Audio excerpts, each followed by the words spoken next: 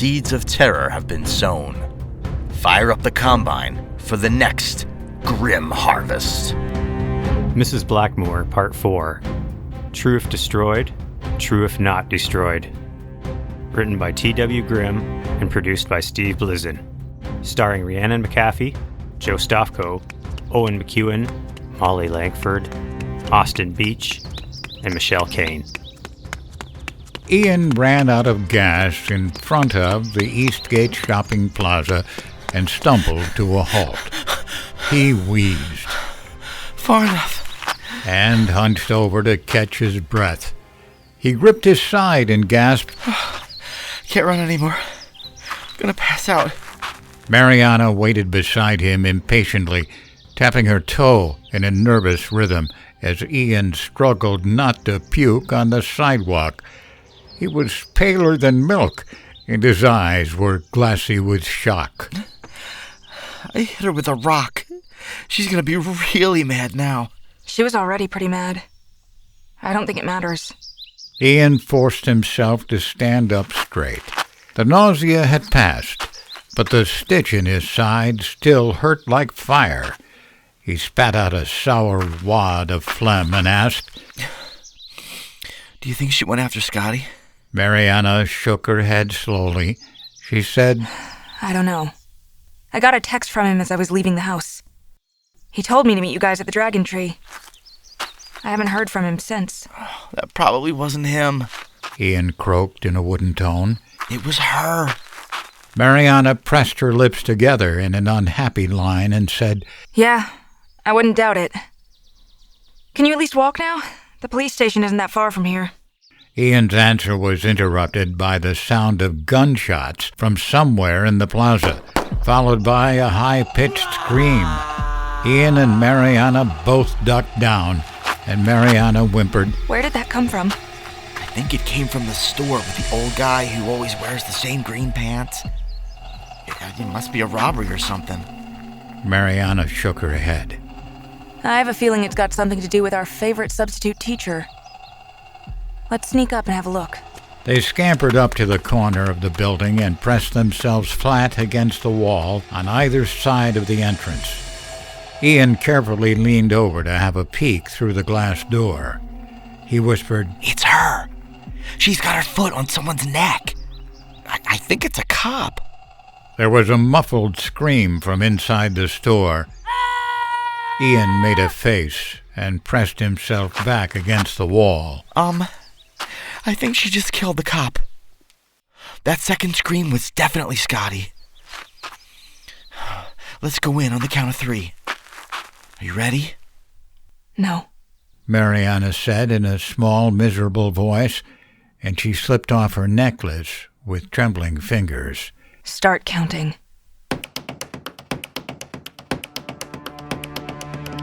Mrs. Blackmoore filled the doorway of the broom closet, bolting out the light and plunging Scotty into darkness. He squinted his eyes shut against his own terror and yelled, Fuck off and leave me alone! Mrs. Blackmoore opened her mouth to issue a witty retort, and there was a soft ding as someone stepped through the door. She gritted her teeth in frustration and hissed, Oh, for the love of Pete, I keep forgetting to lock the damn door.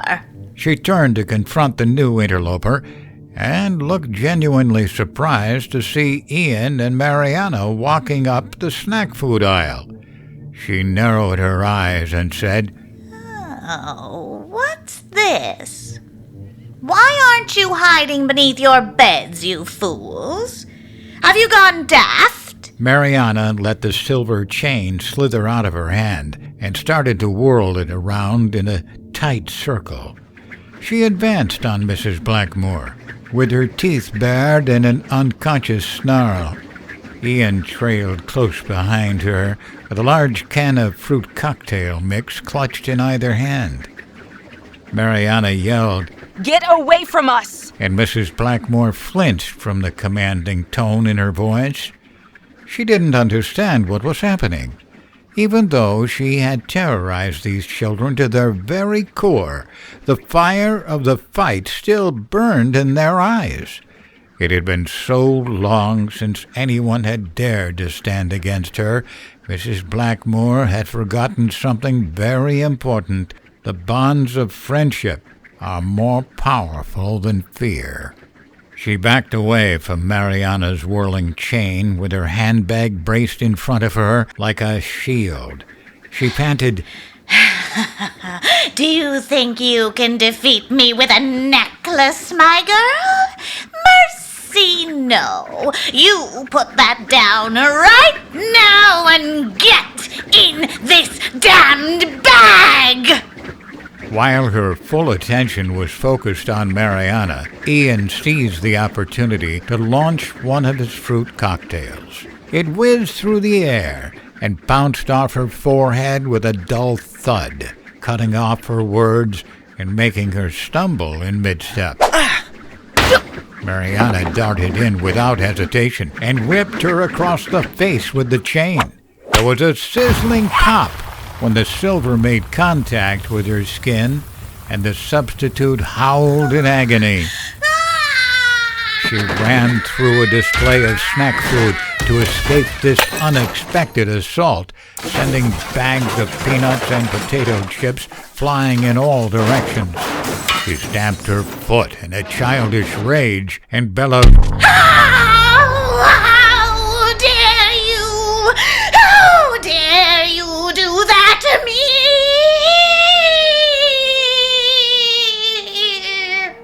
She drew out the last syllable in a scream of childish outrage, then abruptly collapsed into a shapeless, writhing cloud in the mist.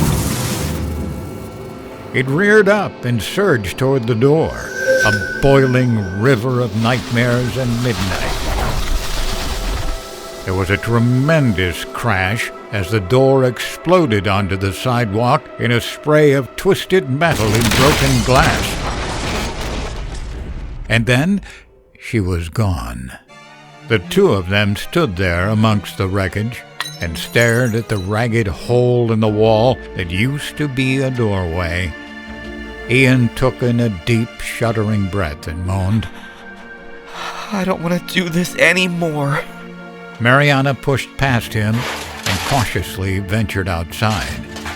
The sidewalk was covered in a spray of broken glass. A scattering of people were drifting closer to see what was going on, some of them already filming with their cell phones. Mariana grunted. Crap. And darted back into the store. Ian was herding an extremely shaken-looking Scotty to the front of the store. His hair was a sweaty, tangled mop, and his blue jeans had been torn wide open at the knee, revealing a large scrape that was still oozing blood. Scotty wheezed. She almost got me. I think I pissed myself a little bit. Ian gave him a clumsy side hug and crowed, Nah, we almost got her. You should have seen the look on her face. She couldn't believe we were standing up to her. She didn't know what to do. Mariana grimaced and shook her head. We surprised her. She won't be surprised next time. Scotty hauled his phone out of his pocket and said, Next time? There's not going to be a next time. What are you even talking about? I'm not going to do shit except call 911. You know, like a normal person? Are you crazy? Mariana vaguely motioned at the body on the floor. She said, They can't stop her. The goofy witch costume and all that stuff? That's not the real Mrs. Blackmoore. It's just an act. She looks like a scary cartoon character, but the real Mrs. Blackmoore is a lot worse. She isn't human anymore. Scotty waved his phone at her and snorted. I don't know, Mariana. That kind of sounds like a good reason to call the cops. Quietly, Ian said, Her bag is alive. They're almost like partners or something. She feeds it, and the bag powers her magic. It's her familiar. Mariana replied. Her brow was furrowed in thought. They need each other to exist. Scotty pointedly cleared his throat and motioned at the entrance. An older man in jean shorts and a Bermuda shirt was standing in the shattered doorway. He was recording the aftermath of their encounter with Mrs. Blackmoore, his mouth hanging open in disbelief. Scotty whispered. Let me handle this. He jumped in front of his friends and shrieked, You're violating our rights! in a voice that could be heard for miles. The man flinched back and tried to speak out in his defense, but Scotty just dialed the volume a little higher and yelled over him. When it became clear the wild-eyed kid with the red hair wasn't about to quit anytime soon, the man wisely decided to tuck his phone away and beat a hasty retreat. A mingling wall of multiple sirens began to rise in the distance. Mariana took each of their friends by the hand, gave them a firm squeeze, and said, We better leave before they get here. Let's go. Ian pulled his hand back and exclaimed, Just wait a second. Scotty's right. We should tell the cops and let them figure it out. We're just kids, you know? We can't do this alone. No. Mariana said faintly. They won't know how to fight her, and they'll let her get away. Scotty threw up his hands and groaned. We don't know how to fight her either. What are we gonna do, throw some more cans at her? I don't want to die, Mariana. What's so hard to understand about that? Ian gave Mariana a grim look and said, He's got a point. What are we supposed to do? She said something about getting wrapped in silver chains. If that's the only way to beat her, we're screwed. If she talked about it, it's probably already happened to her before. Mariana countered. She's still here, so it obviously didn't kill her. No. We have to make it so she can't ever come back again. Yeah, but how, Mariana? Scotty demanded. I think Ian's right. If we try to take her on, we're screwed. Both of you just listen for a second, Mariana pleaded. okay? Just listen. Look, do you remember how the dragon tree really did look like a dragon when we were little? We used to pretend it was alive. Even now, you can still see it if you stretch your imagination a bit, right? Imagination is magic, and it's way stronger when you're a kid. In another 10 years, we'll all be thinking about finding a career and paying our bills, and we won't be able to see the dragon anymore. I mean, you're not wrong. Scotty said impatiently. But what's your point? Mariana gave him an unhappy smile and answered, When you're an adult, you start worrying all the time, and it kills the magic. Mrs. Blackmoore goes after kids because she needs that magic inside us. I think we can use it against her. Scotty gaped at her in disbelief and sputtered, This isn't a friggin' movie, Mariana. Like, we're not gonna defeat the bad guy because we truly believed in ourselves. That's just stupid. We can't do this. We're just... Kids. Mariana finished. She took a deep breath and said, I get that you're scared. Me too. I don't want to do this, at all. It's not fair.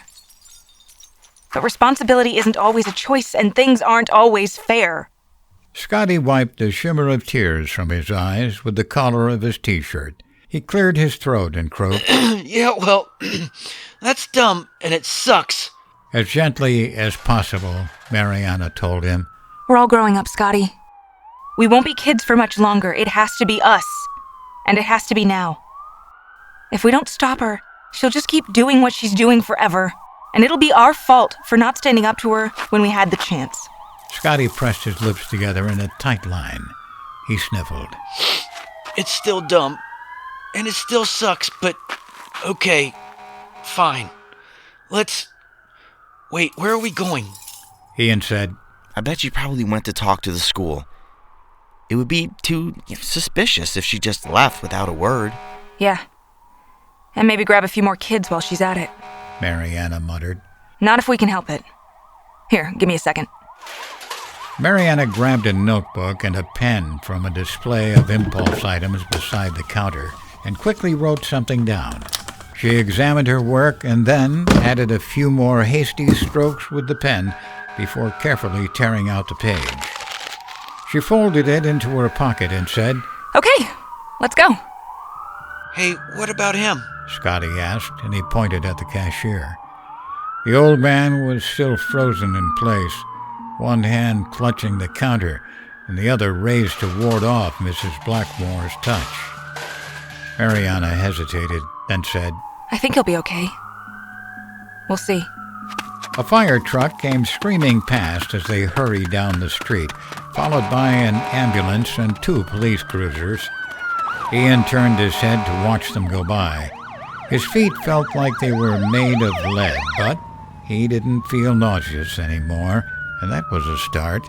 He looked at Mariana and asked, What if we don't win? What happens then? Mariana didn't respond, but she didn't have to. They all knew the answer to that question. If they failed to defeat Mrs. Blackmoore, there would be no fairy tale ending. 10 minutes later, they were standing in front of the school's main entrance. Scotty turned to the other 2 and said, Does this look different to you guys? The entrance did indeed look very different. The big double doors appeared to be much taller and narrower than they were just yesterday. They were set far back in a deep, dark alcove that reminded Ian a little too much of a cave. He peered into the menacing gloom and felt his heartbeat quicken. He sighed. Yeah, she's definitely here. Okay, let's get this over with. They stepped out of the warm sunshine and into a damp, clammy twilight of rancid smells and deep shadows. Mariana opened the flashlight app on her phone, revealing crumbling brickwork that was shrouded in multiple layers of spider webs. The spiders were pale, bloated, poisonous-looking things, some of them almost as big as her hand. Their eyes glinted in deep crimson in the white glare of the flashlight. Scotty grimaced and rubbed his hands on his jeans, a compulsive gesture of disgust. Holy crap, look at those things! They're like golf balls with legs! Mariana curled her lip and delicately brushed a thick mantle of spider webs away from the door handle. She wiped her hand on the leg of her pants and said, Ignore it. She's trying to get under our skin. Listen, we go straight to Mr. Devlin's office, okay? Just ignore everything around you and keep moving. The door swung open with an ominous squeal of corroded hinges. The floor, walls, and even the ceiling of the vestibule appeared to be crusted with a copious amount of dried blood. It smelled like rancid meat and copper. Ian could taste it on his tongue.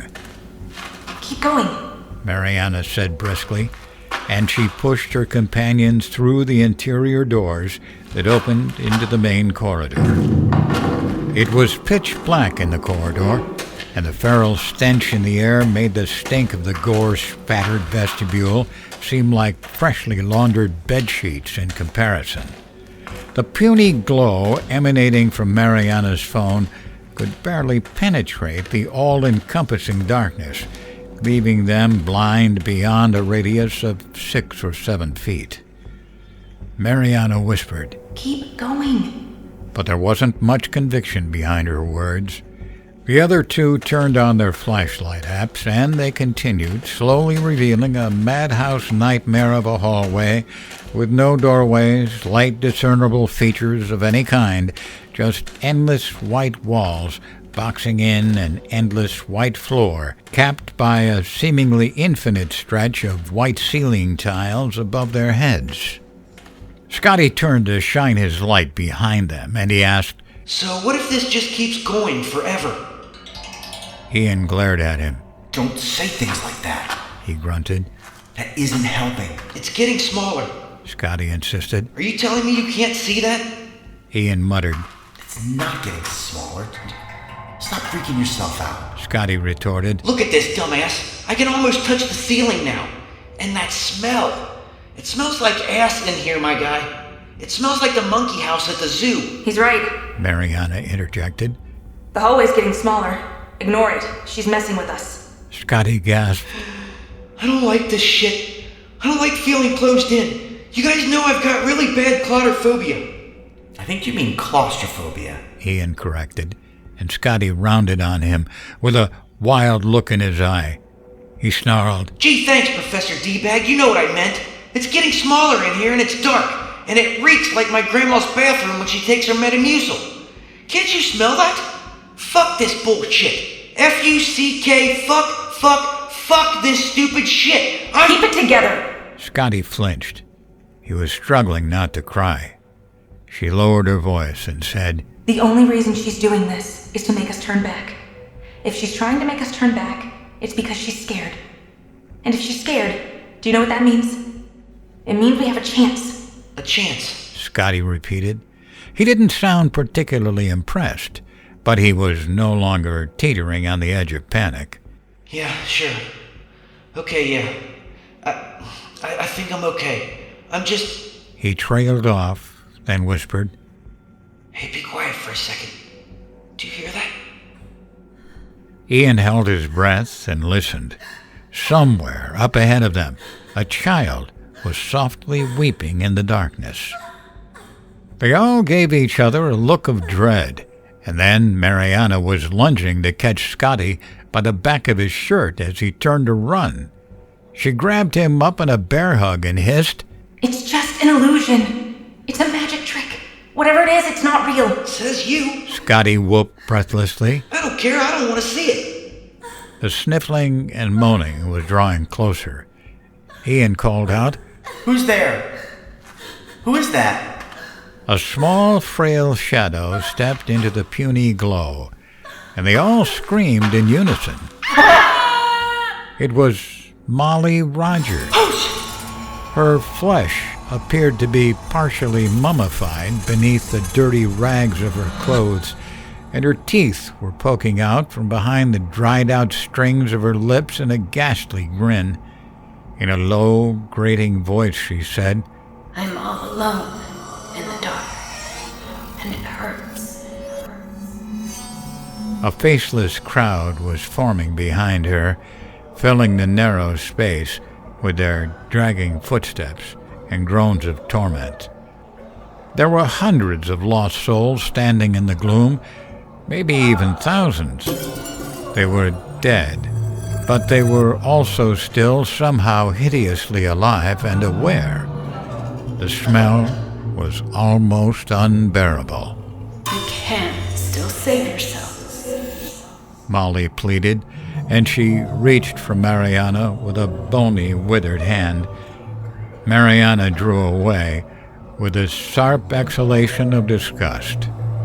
Ian stepped in front of her and stammered, We might be scared, but so are you, Mrs. Blackmoore. We're still coming for you. Molly's skeletal face contorted with rage. She took her bony little fists and cried out, Come for me then, brat. You'll die like the rest. You'll suffer in the dark.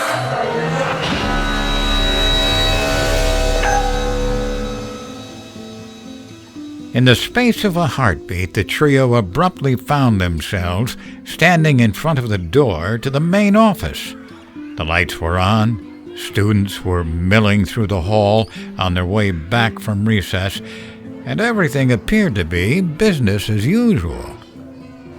Ian peered into the office through the glass. Everything looked normal enough at a casual glance, but he knew Mrs. Blackmoore was waiting for them. She was afraid of them, but she was angry, too, and she didn't like loose ends. Scotty looked immensely relieved. He waved a hand at their surroundings and asked, Is she still here? I mean, everything looks normal to me. Maybe she already left. No, Ian murmured. she's still here. Look at the door to the principal's office. From their vantage point, it was possible to see down the short hall that led to Mr. Devlin's office. The generic composite wood door had been transformed into a forbidding medieval doorway, replete with a rounded arch and hardware hand-forged from iron. Right. Okay then. Tally-ho. They pushed through the door and breezed past the reception counter, all of them striving to avoid making eye contact with the office staff. No one appeared to notice them. They slipped down the short hallway to Mr. Devlin's office and stood before the sinister door with eyes like saucers. Scotty whispered. Okay, so what's the plan? Mariana grasped the iron pull ring and whispered back, I don't really have a plan. Are you guys ready? The boys looked at each other and reluctantly nodded.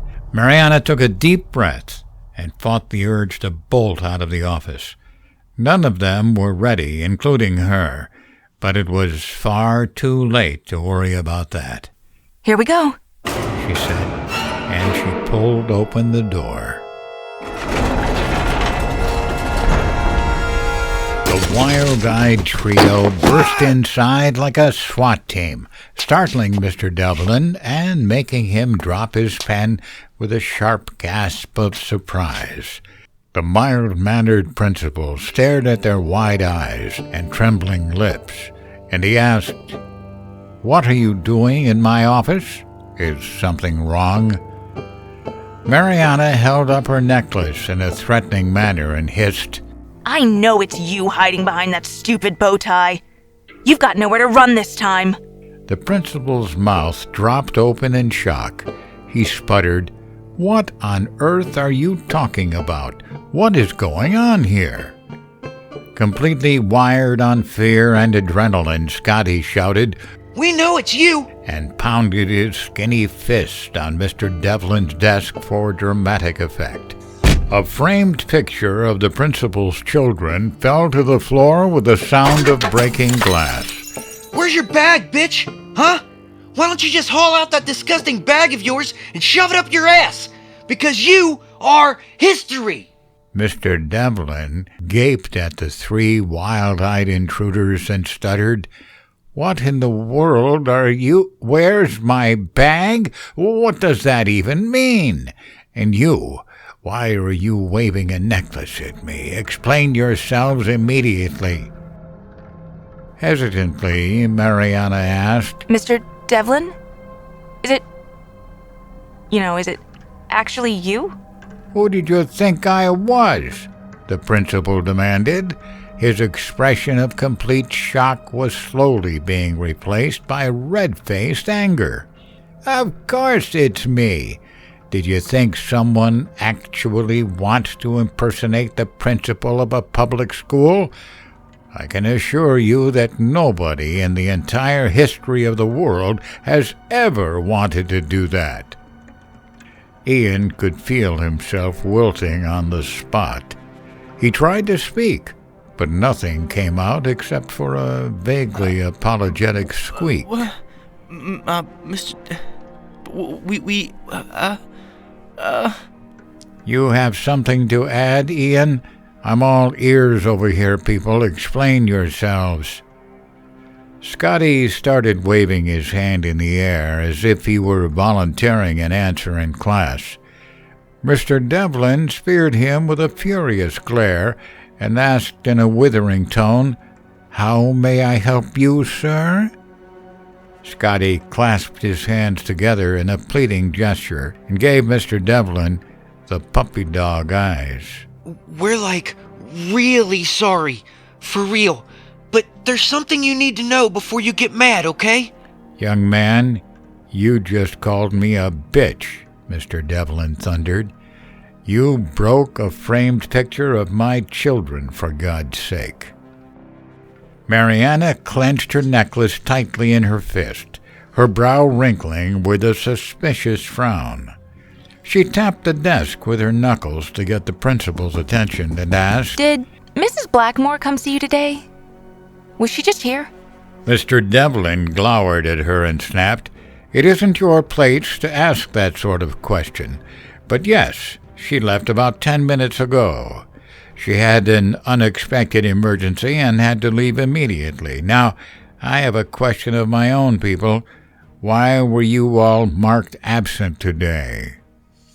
Before anyone could answer, there was a muffled thump as something fell off the overburdened shelf beside the desk. Mr. Devlin scooted his rolling chair over to the corner of his desk and said, "Oh, that's unfortunate. She must have forgotten her purse. She'll have to come back for it." He tried to sound casual, but the principal's mood had visibly brightened at the prospect of seeing Mrs. Blackmoore one last time. The kids gave each other a knowing look. Mariana said, Okay, this might be a strange question, but what does that bag look like? Mr. Devlin looked uncertain. He said, Well, it looks like a woman's handbag. I'm not sure what you're driving at here, Mariana. She gave him a grim look and asked, How about Mrs. Blackmoore? What does Mrs. Blackmoore look like? What does she look like? Well, she's a muddy look of confusion swept over the principal's face, and for a fleeting moment he looked lost and afraid. And then he smiled to himself and said, Oh, she's in her early 30s, about 5.5 feet tall. I think she's of Mediterranean descent. A gorgeous smile. Mr. Devlin was no longer speaking to anyone in particular. He had lapsed into a sort of waking dream state, his eyes slowly rolling back in his head as he live-streamed the inner monologue of his own subconscious desires. She looks a lot like someone I used to know, Mr. Devlin mused to himself. A neighbor from down the street, such a fine-looking lady, and I mean everything was right where you wanted it to be. The principal rested his hand on the bag as he spoke, mauling it with increasing intensity as he poured out a long-repressed fantasy about a woman who'd probably never even known his name. The bag emitted a soft warning growl, but Mr. Devlin didn't seem to notice. He was lost in his own darkness. He wrung his hands together and panted, She was a curvy gal, like a pin-up girl. I just wanted to lay my hands on her, you know. I needed it. And so that's exactly what I did. I followed her home one night when she got to her door. I put my hands on her neck and I squeezed. As he said the word squeezed, Mr. Devlin clenched a sweaty handful of the ancient leather and violently twisted it. The handbag let out a sharp yipe, and the principal's hand abruptly disappeared as the zipper clamped around his wrist with a ferocious crunch. Mr. Devlin sprang up from his chair and fell on his ass on the floor, holding his spurting appendage and screaming at the top of his lungs. The kids lunged for the door, but of course it wasn't really a door at all. It was Mrs. Blackmoore, unmasked, ancient, and terrible to behold. Her face was a bloated, wrinkled mass of warts and random tufts of hair, and two tusk-like canine teeth protruded from her slavering lower jaw like a boar. Her eyes were the worst, however.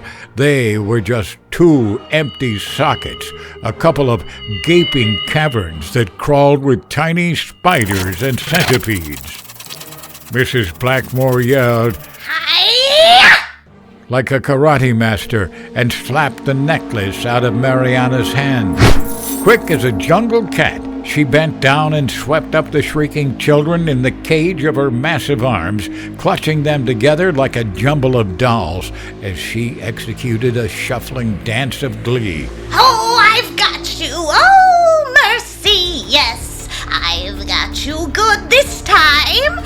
Now, watch what happens when bad children break the rules. Watch. Her handbag leaped off the principal's desk with its brass jaws gaping wide. It landed over Mr. Devlin's balding head with a wet plunk, briefly muffling his hysterics before the zipper snapped shut again, slicing through his neck in a great gush of blood. The bag fell into his lap, letting out a deep belch as blood drizzled from the stump of his neck and stained his white dress shirt in a rain of crimson. The adults disappear bite by bite.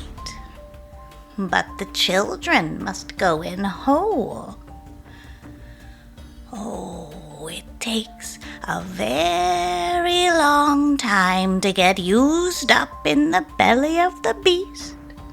There is much suffering. The bag shuffled across the carpet like an inchworm and hunkered at her feet with its jaws hanging open. Ian heard a multitude of screams echoing from its depths, wafting out on an odious breeze of sulfur and decaying flesh. Mrs. Blackmoore squeezed her armload of captives together until they were gasping for air, and she purred, Now, who's going in first? Do I have any volunteers? Mrs. Blackmoore tossed the other two aside and held Mariana in the air like a toddler. She whispered, You first. Very well, bright one. Your light will be the fuel for many tricks and glamours. Mercy, yes. You've already lost. Mariana croaked. You can't feel it? You're done. Mrs. Blackmoore narrowed her eyes and threw the girl onto the floor, making her bag shuffle out of the way with a cranky growl. She leaned over the terrified girl and barked, Oh, what is this nonsense? What do you mean? I cast a spell on you. Mariana quavered. The most powerful spell I could imagine. You're finished. Mrs. Blackmoore stared at her in disbelief. She sneered, Oh, don't make me laugh. You don't have any magic. Why, you're just a child. Mariana pulled a crumpled piece of paper out of her pocket and held it out for Mrs. Blackmoore to see. She said, No, it's you who doesn't have any magic. You just stole it from kids like us. We have the power, not you. See for yourself. Mrs. Blackmoore snatched the paper out of Mariana's hand and snapped, Let me see that. What is this foolish game? This... Oh. She trailed off, her mouth dropping open in shock. The paper fell from her hands and fluttered to the floor. Mariana had written, Mrs. Blackmoore doesn't exist. TID. TIND. Oh no. She muttered. No, it cannot be. True if destroyed. True if not destroyed. Mariana said in a husky whisper. Nothing can beat that. You're finished. Mrs. Blackmoore bared her blunt, decaying fangs and shouted, No. No, you can't do this to me. No.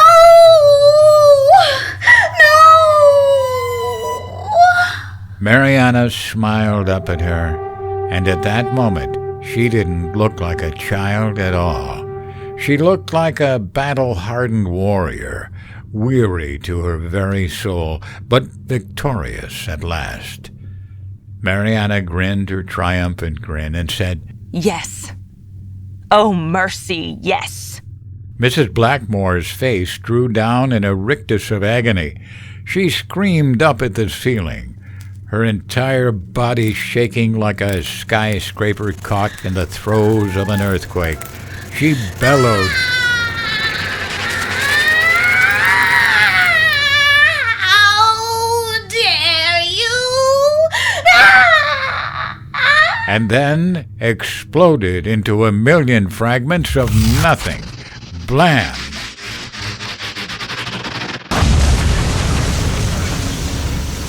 The interior of the office was belted by a blast of cold, fetid air, and then she was gone.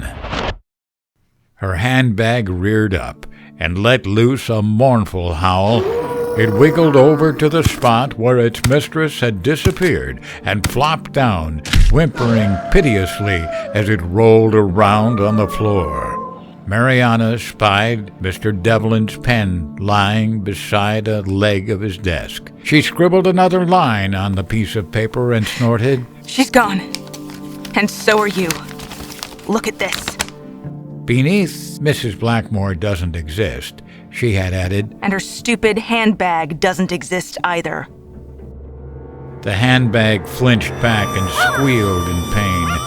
It started violently trembling, still squealing like a tea kettle, then exploded in a thunderclap of displaced air. For a brief instant, Ian heard the voices of the lost sing together in a rapturous state of joyous release, and then it was silent. Ian, Scotty, and Mariana all sat there on the floor for a while and looked at each other in the deafening quiet. Finally, Scotty let out a weak laugh and said, You're both crying. Mariana wheezed. So are you, dipshit. She clambered to her feet and waved her hand at the door. How is no one pounding on the door right now? Didn't they hear any of that? What are they, deaf? Magic. Ian groaned, and he pulled himself off the floor. No one knows we're here, and they shouldn't know. Look at Mr. Devlin. How are we supposed to explain that? Scotty turned away and shook his head. I'd rather not look, thanks. Do you think we can just sneak out of here without getting caught? I sort of doubt it. Mariana gingerly stepped through the mess of blood and papers on the floor. She looked out the window and said, You remember when we would pretend the dragon tree could fly us around the world like an airplane? We'd stand under the branches, and it would fly us anywhere we wanted to go, remember? Sure. Ian sighed. What's that got to do with... Wait. You're kidding me. Ian and Scotty both rushed over to the window. They looked outside with a mixture of amazement and wonder on their faces, and Scotty mumbled, No way. No friggin' way. The dragon tree was waiting for them out in the schoolyard. It was sitting on its haunches with a patient expression on its giant lizard face, looking back at them through the window with its mild yellow eyes. Come on. Mariana said softly. One last ride. Anywhere you guys want to go. Ian pushed the screen out of the window and said, Home. I want to go home. Me too. Scotty piped up beside him. I just want to go home. Mariana nodded in agreement. Me 3. I want my mom and my bed. Let's all go home. They crawled through the window and approached the dragon tree in a state of awe. It gave them an inquisitive look, and Mariana said, We're all pretty tired. We just want to go home. The dragon tree gave them an understanding nod. The trio of friends gathered beneath its mighty wings for the very last time, and the dragon tree launched into the sky. Ian started to laugh as the ground receded below, and then they were all laughing. They hooted and hollered and laughed like loons as the dragon tree flew them away, but not because they were embarking on an adventure. They were rejoicing because the adventure was over and they could go home again.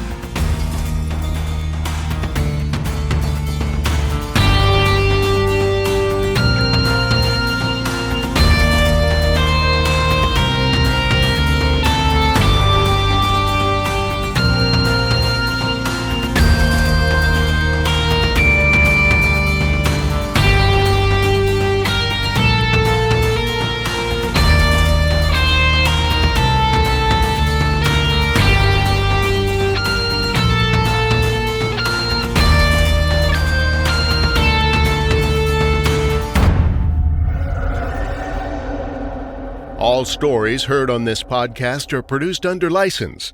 No portion of this content can be rebroadcast or distributed without the express prior written consent from the story's author.